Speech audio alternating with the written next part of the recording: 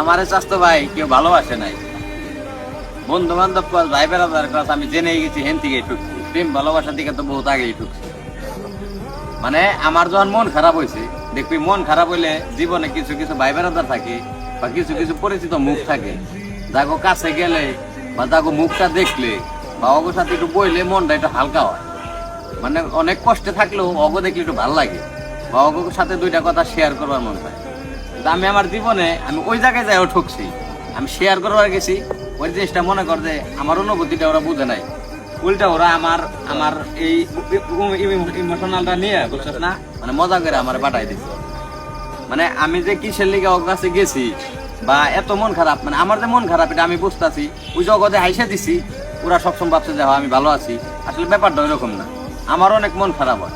আমিও তো মনে করি মানে সবাই চায় যে আমার জীবনে এরকম কিছু মানুষ আসুক, মানে সেটা ছেলে হোক বা মেয়ে হোক, যে মানে অগোর সাথে আমি আমার মনের দুইটা কথা শেয়ার করি বা আমার একটু বুঝুক।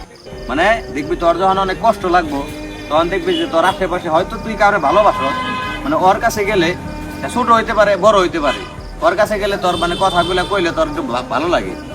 কিন্তু মনে কর আমি যদি মানে এই সিচুয়েশনে যাই, তারপর দেখে আমি ঠিক আছি, মানে ওরা আমার ইমোশনালি বোঝে না, সবসময় মনে করে যে আমার মানে ওই জিনিসটা নামামো মজা হিসাবে নিছে।